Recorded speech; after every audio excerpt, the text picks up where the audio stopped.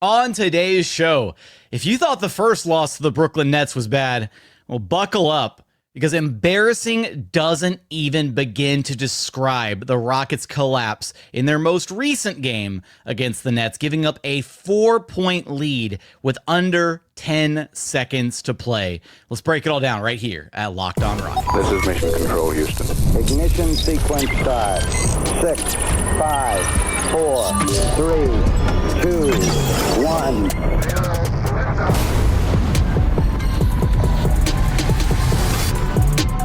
Well, that sucked, didn't it? What's up, and welcome to another edition of Locked On Rockets, your daily podcast, home for everything Houston Rockets basketball. As always, I'm your host, Jackson Gatlin, native Houstonian and credentialed media member. I'm also the host of Locked On NBA Thursdays. Be sure to follow along wherever you listen to your podcasts or on YouTube. Just search Locked On Rockets, where the best way you can help us grow our show is to listen every single day on a podcast platform of your choosing. Like and subscribe on YouTube. Drop the comments while you're there. I want your thoughts, your reactions, what went wrong for the Rockets against this Nets team for the second time in just a few days. Give me all your thoughts in the comments. Also, subscribe to the daily Locked On Rockets newsletter. Would sincerely appreciate that. Now, today's episode is brought to you by Game Time. Download the Game Time app, create an account, and use code LOCKEDONNBA for $20 off of your first purchase. And as always, thanks so much for making Locked On Rockets part of your day every single day, whether it's on your way to work, on your lunch break, in the gym. Thank you so much for being an everydayer, even if you're here after a horrid loss, 99-97 to the Brooklyn Nets, a game that the Rockets were well on their way to winning and taking care of business late until the most spectacular collapse in recent memory. This has got to be like a top 5, like, frustrating, disappointing loss in my entire Rockets fandom. I'm probably not going to include like I'm sure I could come up with more disappointing like playoff losses and stuff, but just regular season wise, like the way this game was trending, like the Rockets looked like they were going to get their revenge against the Nets. It wasn't a pretty game. They were still in a dogfight against a very bad Brooklyn Nets team, but a win is a win. And this would have been the win to kind of get them back on track after that little 3-game losing streak that they were riding. Hard-fought game against Memphis, lost. An ugly game against the Nets, lost. And then a hard-fought game against the Knicks where, you know, their closer, Jalen Brunson, took over. And you just didn't have anybody able to step up late. And you didn't have your best player or Fred VanVleet. And you were still very much in that game. So, you know, it's not like the Rockets are riding like this super ugly losing streak, right? They played two very, very good teams, the Grizzlies and the Knicks respectively, but then they've had these back-to-back horrid losses against this Nets team, and they looked like they were going to win this one. And that's the most frustrating part. You were up 97-93, a 4-point lead with just under 10 seconds remaining. You had multiple clutch free throws from Alperen Sengun. You had a clutch free throw from Dillon to extend it and make it a 4-point game to give you that breathing room. And then it just all went downhill. The most frustrating part is, look, yeah, you're up 4, right? Nets have a chance to do something. A 3 doesn't beat you, but that does not mean you give up a wide open 3-pointer. And that's exactly what the Rockets did.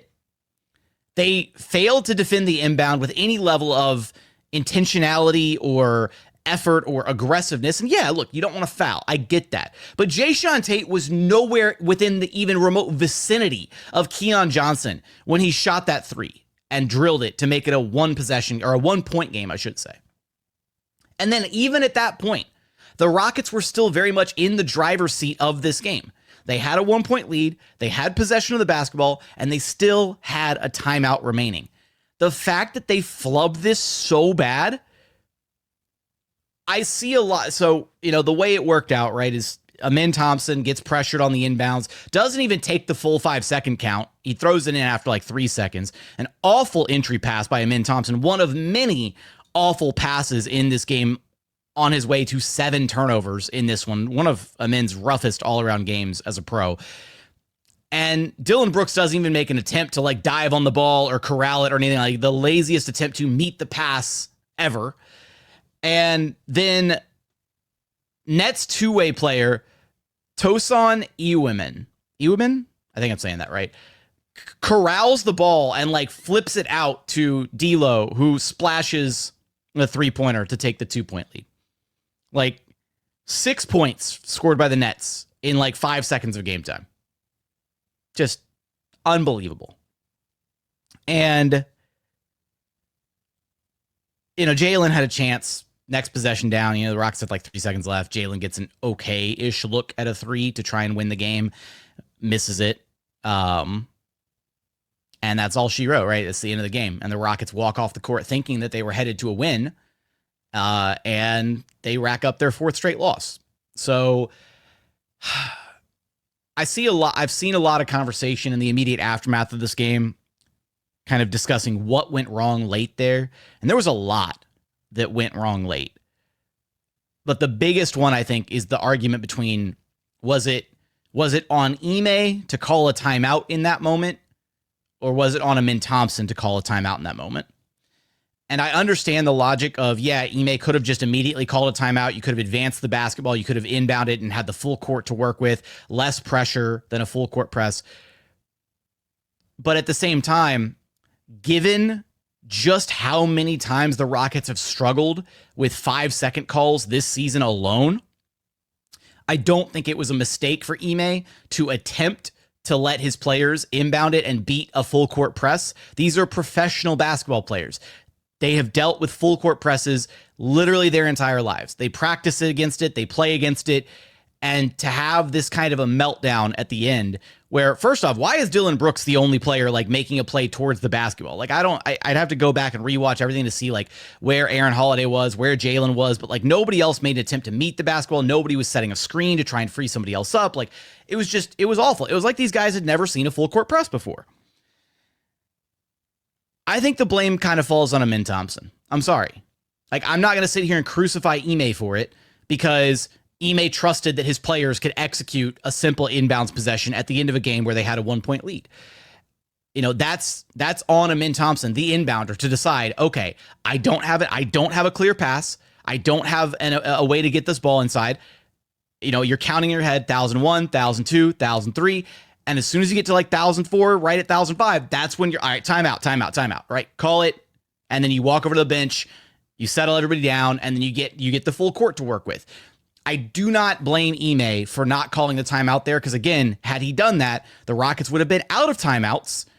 And again, given their proclivity for messing up inbounds plays this season alone, I understand his worry about wanting to have that timeout in his back pocket in case they failed to inbound the basketball. This is fully on the players themselves. It's on the players for not executing on the defensive possession that led to the Keon Johnson 3-pointer, where Jae'Sean Tate failed to close out with any level of defensive intensity. And it's on Amin Thompson for throwing in a god-awful inbounds pass. And, consecutively, also Dillon Brooks for failing to meet the pass, like didn't even make an attempt to like fall on top of the basketball to corral it. Just abysmal effort, just a really frustrating, disappointing loss for this team. But there was a lot more to this game than just those final few moments. There was. And there's a lot more areas that you can point to that need to be cleaned up. Some growing areas of concern for this Rockets team, potentially. We're going to unpack all that here in just a moment. I do want your thoughts. I want to know, was it Ime's fault for not calling a timeout? Was it Amin Thompson's fault for panicking on the inbounds? This is Jae'Sean Tate's fault for playing terrible inbounds defense. Let me know your thoughts in the YouTube comments. Coming up, I want to talk about the other parts of this Rockets game. Alperen Sengun, welcome back to the lineup with a 2020 night, and then a bit of a breakout game for Reed Sheppard. So it wasn't all terrible against the Brooklyn Nets. We're going to get there in just one moment. First, today's episode is brought to you by Game Time. If you're looking for tickets to your next big event, whether it's a concert, a comedy show, or going to a sports game, finding the right ticket at the right price can be a headache. But with Game Time Picks, it's never been easier. Let me tell you how it works. With Game Time Picks, the app does all the hard work for you. It curates the best deals, so you don't have to waste time searching through thousands of different ticketing offers. I've been using Game Time Picks for a while now. The last couple times that I bought Rockets tickets, I've used Game Time Picks. The curated deals makes it super simple to find great tickets at a great price. No more sifting through thousands of different options. The super deal is really impressive. It's great to take advantage of. You have the seat view feature, and they're fully transparent. They don't hit you with any hidden fees or anything along the way. Best part, you're covered with Game Time's lowest price guarantee. If you find a better deal somewhere else, they'll refund 110% of the difference. Plus, your tickets are guaranteed to be delivered on time with easy cancellation options if something comes up. So take the guesswork out of buying your tickets with Game Time. Download the Game Time app, create an account, and use code LOCKEDONNBA for $20 off of your first purchase. Terms apply. Again, create an account and redeem code LOCKEDONNBA. That's LOCKEDONNBA for $20 off. Download Game Time today. Last minute tickets, lowest price guaranteed. And continuing on here at Locked On Rockets, your daily podcast, home for everything Houston Rockets basketball. You know, one of the things that I think this game and the handful of games now with no Fred VanVleet have really highlighted for this Rockets team is they very much play like a young team. I should say couple games, not handful of games, but couple games now with no Fred VanVleet. I guess like 2.5, right? Because they lost Fred like halfway through the Nets game the first time around. So 2.5 games with no Fred. This Rockets team very much plays like a young, inexperienced team when Fred VanVleet is not out there. And look, I know we had a show earlier this season about, like, is it time for the Rockets to move on from Fred VanVleet? And at the time, the speculation was, well, yeah, if Jalen Green can show the ability to be a stronger lead guard than he has in the past, right? To really run the show, take care of the basketball, limit turnovers, get the team into their offensive sets, right? Be able to distribute and feed the ball to Alperen, essentially be the team's point guard.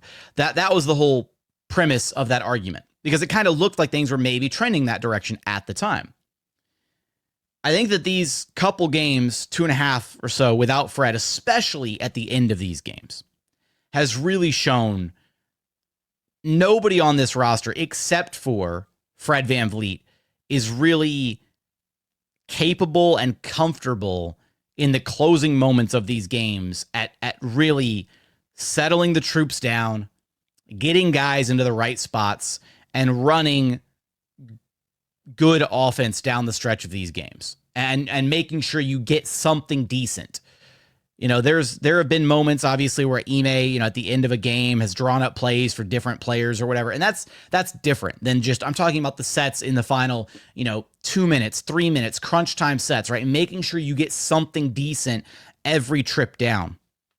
And for this Rockets team, looking up and down at the roster, and in particular, there was that one sequence at the end of the game where the Rockets got a good defensive stop and Reed Sheppard dribbles the ball up. It was like with about a minute left to go.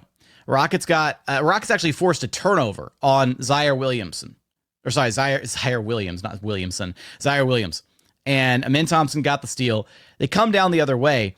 And at this point, Rockets still have a 4-point lead. They have a minute left to go. And Reed Sheppard immediately pulls up for a 3-pointer.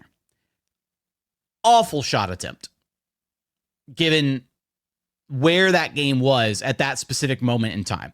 You had the basketball, you had full possession of the basketball with a little over a minute to go. You bleed that clock dry until there is no time left. You get the ball into the hands of your best player or your best perimeter player, right? You get the ball into the hands of one of Jalen Green or Alperen Sengun, and you let them run some two-man game, or you let Alp isolate from the perimeter, right? You let him face up, do something. You don't take that transition three. Even if Reed sinks that transition three, and we're parading him as like the hero in this breakout game and all that stuff, it's still a bad shot, given the context of where that game was at that very moment. And then the Rockets doubled down on their poor decision because Alperen Sengun gets the offensive rebound and attempts like a little tip shot, misses it. And then Amin Thompson gets another offensive rebound, gets it out to Jalen Green, and Jalen Green pulls the trigger on a three. Now, the Jalen one, I think, is a lot less bad than the Reed Sheppard one, because at that point, Reed Sheppard had a full shot clock to work with, right? You had a full 24, well, by the time he shot it, it was probably like 20 seconds left. But for Jalen, you get the kick out pass. You had about, 11 or 12 seconds left off the offensive rebound because, again, the shot clock only resets to 14 seconds, not 24 seconds. So you had significantly less time to bleed out. And again, you got a wide open shot, a wide open look at it for a shooter that was at that point 3 of 7 from the floor. Like, Jalen had been having a good outside shooting night, to that point in the game before missing that one and then missing the would-be potential game winner at the very, very end of the night. So I don't necessarily take a lot of exception with that one, but what I'm struggling with and what's been frustrating with this team for the past 3 games is a clear failure on the players' behalf of making good decisions, especially in the closing moments of these games. And that's where the youth is really showing. And I think that these last few games have really shown the overall importance of Fred VanVleet to this Rockets lineup. I know that there have been some Rockets fans championing, Reed Sheppard and saying, oh, just give Reed Fred's minutes, right? If you just gave Reed Fred's minutes and if you got Fred out of the way, if you benched him, if you traded him, whatever, there'd be some ugly games. There'd be some losses here and there.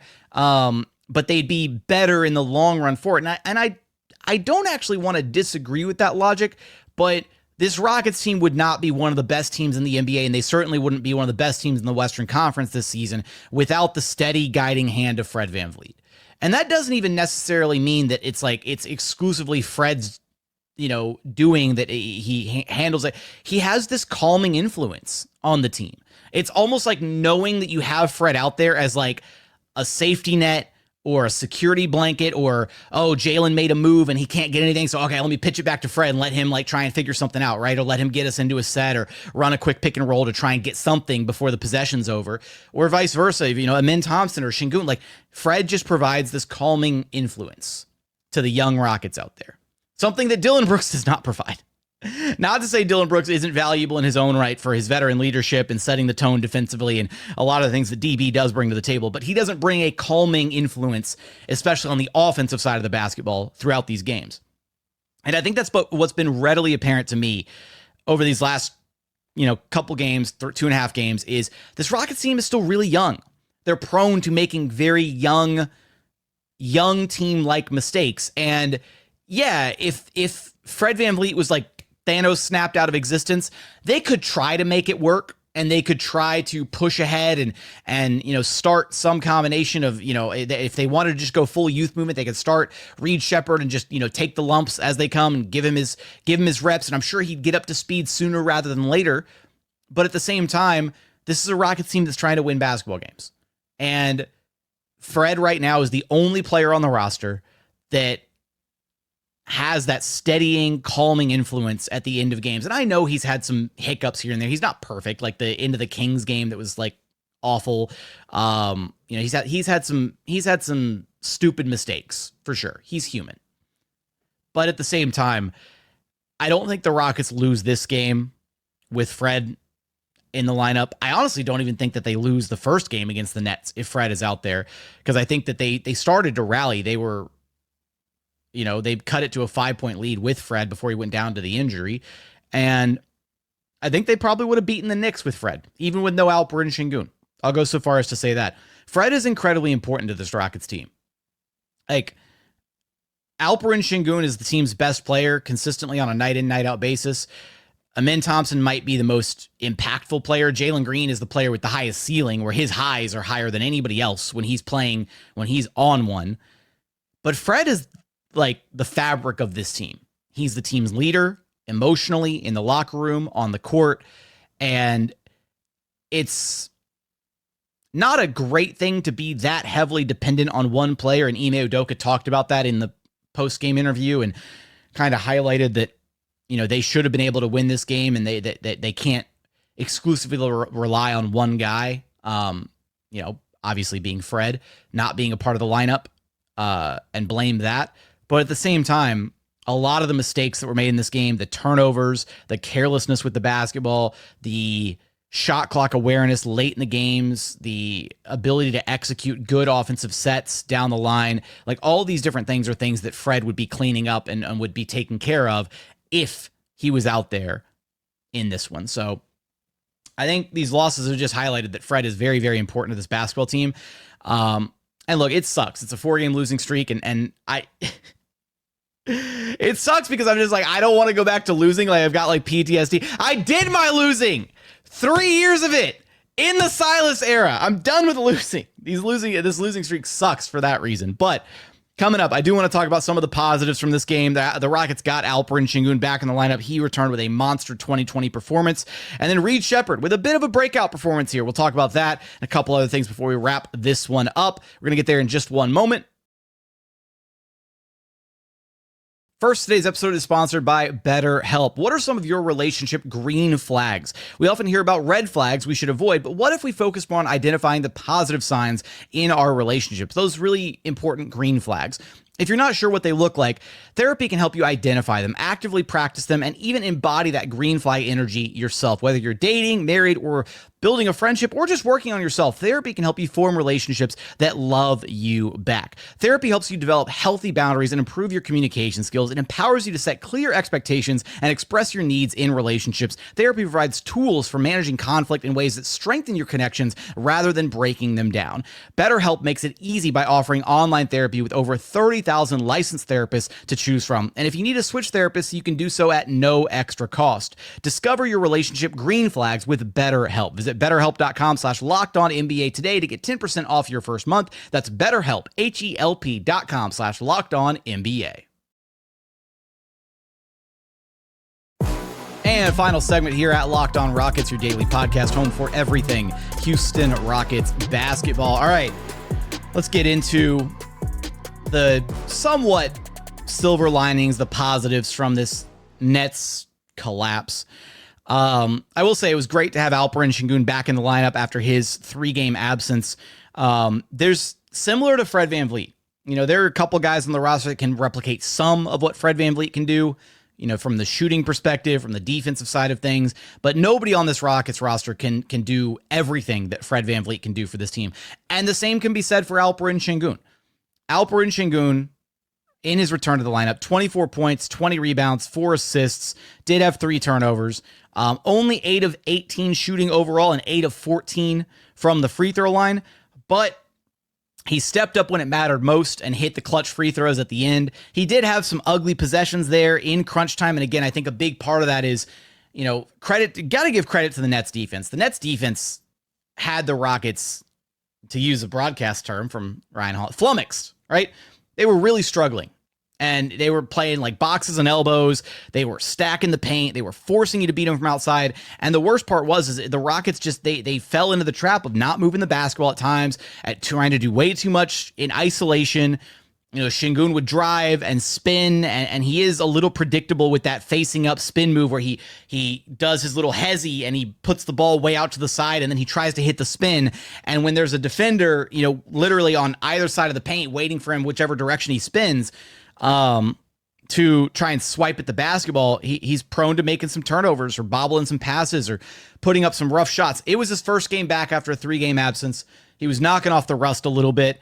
Still put up a monster 2020 game and was still one of the overarching positives for the Rockets in this game, especially there at the end of the game, stepping up in a big way and knocking down the huge clutch free throws at the end. 4 sets of them, mind you. This is a guy that's been struggling with his free throw shooting all season long, gets sent to the line not once, but twice. The first time to put the Rockets up, to put them up, 3 points? Yeah. So it was a 92-91 game, goes to the line, puts them up 3 points, makes it a 1-possession game with just under 30 seconds to go. That's huge. And then they do it again, and they foul, and they have to send somebody to the line, and Sengun gets sent to the line again, and he hits both of them. So, like, a lot of credit there. Yes, the free throw shooting overall still really bad, 8 of 14 shooting. Not a single person should be pointing at Alperen Sengun and saying, oh, well, the Rockets lost by 2 points or 3 points if they had, if Sengun had hit, 11 of 14, they won this game. Not at all.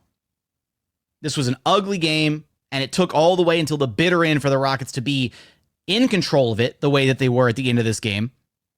And Sengun still showed up when he needed to and knocked down not 1, not 2, not 3, but 4 clutch free throws at the end of regulation. So I don't think you can point to him as one of the reasons for this loss. And as the game wore on, he got a little bit more comfortable, started shaking off the rust, looking a little bit better and better. And look, credit to Ryan Hollins. He was calling it out on the broadcast. Nick Claxton was fouling the hell out of Sengun all game long, putting two hands on him, grabbing his jersey, all that kind of stuff. And even Claxton did get in Sengun's head a little bit at one point with the, leaning on him and shoving him a little bit. And then Sengun threw the elbow, and Tony Brothers hit Sengun with the retaliatory tech. Because the person who's the retaliator always gets caught instead of the instigator. So that was stupid. And then the Nets missed the technical free throw, and Sengun hit Tony Brothers. Sengun literally turned around, and the camera caught Sengun saying to Tony Brothers, "Ball don't lie, man." Like that was fantastic for him to hit Brothers with that. And Tony Brothers was loving it. He was all about it. So, one other thing for the Rockets in this game, or actually a couple other things before I talk about Reed's breakout game. Amin Thompson kind of really struggled all around in this game. This was a tough game because it felt like, again, a big part of the Rockets offense is getting the basketball to Alperen Sengun. And while he did have plenty of opportunities either via posting up or facing up from the perimeter in this game, it felt like they did a really awful job at getting him the basketball in the middle of the floor for him to then make plays. And some of that was the Brooklyn Nets defense. Some of that was there ain't anybody on this roster outside of Fred VanVleet who can get the ball to Alperen Sengun in the pocket while he's on the roll, and then Sengun can then decide whether he's attacking, going downhill off the roll, or stopping and popping right there for his little push shot floater, or hezzying for a second and making a move in the kicking out to the perimeter. That's a big part of the Rockets offense. And because nobody on this roster is adept at doing that consistently outside of Fred VanVleet, it was very apparent in this game, and the offense struggled mightily for it.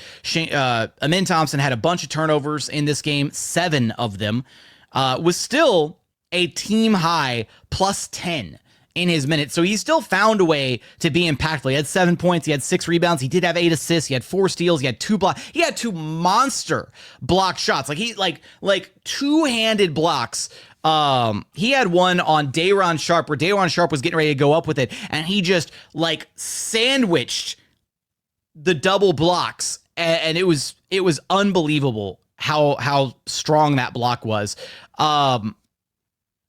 Yeah. I mean, Amin still had a strong game, but the turnovers are clearly a part of his game that he needs to work on. Some of that is due to his passing and trying to thread the needle a little bit too much. Some of it's just the loose handle, and just some carelessness with the basketball. And then obviously, there's still some bad passes mixed in there too, like the one that was ultimately the dagger that decided this game that made its way out to D'Angelo Russell for the game-winning three-pointer. So just some growth and work for Amin Thompson to clean up his game. Jalen Green, he started off the game strong, if I'm not mistaken. He was good early in the first quarter, but just kind of faded as the game went along. And again, the packing the paint really hurt this Rockets team. Only 13 points for Jalen on 14 shots, 3 of 9 from downtown. Again, he was 3 of 7. Pardon me. 3 of 7 before hoisting that final 3 off the offensive rebound and then the attempted game winner at the very, very end. But just a rough night for Jalen too. And again, I think that having Fred out there really helps calm things down. I think it helps put Jalen in spots where he can be a little bit more successful. And a big part of it was the Rockets were not able to get out and run at all in this game. They were stuck in the mud playing half-court basketball. The Rockets finished this game with just 5 transition points. 5 fast break points. That's it, compared to 21 by the Nets. So even when the Rockets were getting stops, which they were getting stops, or at least the Nets were missing shots. Not necessarily like high quality, we forced you to miss the shot, but like the Nets are just a bad shooting team, so they just missed a lot of shots. They still weren't even running on those. Like they weren't playing with the right energy. This Rockets team has an identity that they have followed all season long. And when they get away from that identity, you get games like this. When you don't play with intentionality and physicality and like want to and desire and like a little bit of FU on the defensive side of the ball, then you're going to give up easy opportunities to the opposing team. You're going to be a pushover on that side of the floor. And so much of the Rockets' success this season has been predicated on getting good defensive stops, and then especially for the last like 2 months, getting out and running in transition, really pushing tempo. And they didn't do that at all in this game, despite having multiple sequences of the game where they were running like small ball lineups, or they were running, their multi-athlete lineups with Jalen and Cam and Amin, and, they could have gotten out and run, and they just didn't. And a chunk of that was the turnovers for sure, but some of that was just guys really not understanding, hey, we need to push tempo, we need to make something happen, or we're not going to be able to score in the half court because of the way that the Nets are defending. Off the bench, Cam had a strong game. 12 points, 5 of 11 shooting, 3 rebounds, 1 assist, had a blocked shot in there, only 1 turnover. Strong overall performance from Cam. Jae'Sean Tate was somehow minus 16 in a 2-point game. I don't even know how that's possible. And then Reed Sheppard, with a breakout performance for Reed Sheppard, all things considered. Some decision-making here and there that was a little frustrating. Some of the misses from 3 are a little, like some of the ones that go like wide and don't even draw iron are kind of crazy. But for Reed Sheppard, career high 16 points on 5 of 14 shooting. He was 3 of 9 from downtown, 3 of 3 at the free throw line. Had 7 rebounds, surprisingly, a couple of them on the offensive glass. He had the second most rebounds on the team behind Alperen Sengun, who had 20. So Reed really active on the boards. He also had 2 steals and 2 blocks. And Reed gets blocks the same way that Fred VanVleet gets blocks right there. The stripped blocks when a player's going up with it, the way that the NBA's reclassified that. So 4 stocks for Reed Sheppard. It was a really impressive game from him, all things considered. And he had a great sequence in the first half of this game where he hit a catch and shoot 3, and then he had a deflection on the defensive side of the ball that I believe Amin Thompson recovered, and then threw an outlet, and then made it out to Reed Sheppard, and then he was able to lay the ball up and in. He wanted to dunk it, but he had he blew a tire like on the way up for it. Just a great sign for him. Kind of hopefully this is a game that can build his confidence a little bit moving forward, especially if Fred VanVleet's going to continue to be out for an extended period of time. The Rockets are going to need all the help they can get because they got absolutely nothing out of Aaron Holiday in this game. 0 points, only attempted 1 shot, did have 3 assists, didn't turn the ball over, but just a really quiet night for Aaron Holiday in that starting point guard spot. So much so that Ime Udoka doctored the starting lineup for the second half and started Reed Sheppard. Like, that's how impressed he was with Reed Sheppard's first half minutes. So maybe if Fred VanVleet's still out next game against the Wolves, maybe we see Reed Sheppard get the starting nod again. I don't know. But it was great to see Reed have some opportunity. It was great to see him play with some confidence. Some of that confidence was a little bit misplaced at times, like that 3-point shot with about a minute left to go with a full shot clock. That was a rookie moment from Reed Sheppard, absolutely. But those moments will hopefully grow fewer and further between as he gets more real game reps and gets practice. And I'm sure the Rockets have poured over that film, or will pour over that film, and highlight everything and highlight everything that did go wrong in this game. To me, I don't want to overreact to this loss in the sense that every good team will lose some games to some bad teams over the course of a regular season. It's an 82-game slate. It's grueling. It's a long schedule. But at the same time, I think there's some valuable learning opportunities from this game. And the biggest thing to me is the Rockets just need to get back to playing their brand of basketball on the defensive side of the floor. And they did that against the Grizzlies, and they did that against the Knicks. But there's like this mentality, I think, of like playing down to their opponent that they've fallen susceptible to a lot this season, which is why they have losses to the Hornets, to the Blazers, to the Nets. Right, some of these ugly losses that they've racked up this season because they played down to the level of their opponent rather than just stomping them out and taking care of business against the bad teams. This is the first time all season that they've had a losing streak longer than 2 games. The loss against the Knicks made it a 3-game losing streak, and now it's a 4-game losing streak. Hopefully, they can right the ship before going into All-Star break so they don't have to limp into the All-Star break. Next game against the Minnesota Timberwolves, hopefully they are able to turn it around there. I want your thoughts from this Rockets-Nets game, though. Let me know your thoughts in the YouTube comments. Remember, the best way you can help us grow our show is to listen every single day on a podcast platform of your choosing. Like and subscribe on YouTube. Drop the comments while you're there. Subscribe to the daily Locked On Rockets newsletter. But as always, thank you so much for watching. Thank you so much for listening. And we look forward to having you back right here at Locked On Rockets, your daily podcast home for everything Houston Rockets basketball.